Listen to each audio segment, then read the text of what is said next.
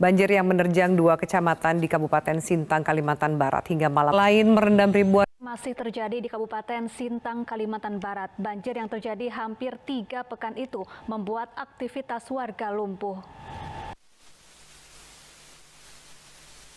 Sudah hampir 3 pekan, Kabupaten Sintang, Kalimantan Barat tergenang banjir dengan ketinggian air bervariasi.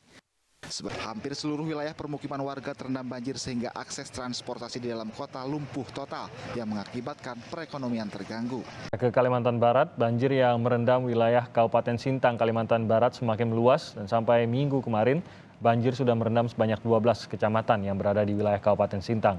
Lebih dari 2 pekan, banjir masih merendam wilayah Kabupaten Sintang, Kalimantan Barat dan semakin meluas. Perkenalkan, saya Nashwa Isna Aiza dengan NIM 25000-121-120-071 dari kelas 4A Fakultas Kesehatan Masyarakat Universitas Diponegoro.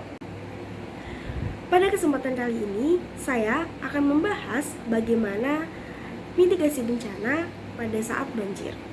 Namun, apakah teman-teman sudah tahu bagaimana kondisi dan situasi kejadian banjir di Sintang, Kalimantan Barat pada tahun 2021.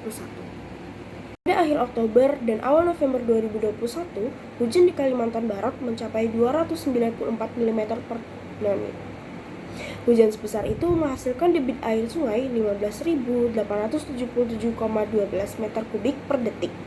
Padahal, daya tampung sungai hanya 12.279,80 meter kubik per detik. Dikarenakan hujan yang melebihi daya tampung sungai pun meluap dan merendam rumah warga di beberapa kabupaten di Kalimantan Barat. Selanjutnya, bentang alam. Bagian hulu daerah tangkapan air yang menjadi lokasi banjir didominasi oleh lereng curam sampai sangat curam. Selain itu, wilayah ini merupakan cekungan di hilir daerah aliran sungai dan di wilayah yang terletak dalam kelokan sungai. Oleh karena itu, banjir di Kabupaten Sintang sulit surut. Faktor-faktor yang disebutkan tadi seperti curah hujan maupun bentang alam merupakan peran dari alamiah lingkungan. Namun, bagaimana dengan faktor selanjutnya, yaitu penggunaan lahan, di mana hal tersebut merupakan ulah dari manusia. Penggunaan lahan yang menjadi penyebab terjadinya banjir di Kabupaten Sintang merupakan ekspansi perkebunan kelapa sawit yang terjadi secara legal maupun ilegal. Lalu, bagaimana dampak yang terjadi akibat kejadian banjir yang terjadi di Kabupaten Sintang? Yang pertama, 45 unit gardu listrik PLN terendam air yang mengakibatkan tidak berfungsi. Kemudian terjadi pemadaman di beberapa lokasi. Selanjutnya merupakan dampak pada kesehatan. Terdapat 1.124 warga yang terkena hipertensi akibat kejadian banjir. Selain itu, 300 orang merupakan terkena penyakit ISPA dan 114 orang terkena penyakit kulit. Sehingga dari 3 penyakit tersebut, yang menempati posisi teratas merupakan penyakit hipertensi. Selanjutnya, mitigasi bencana.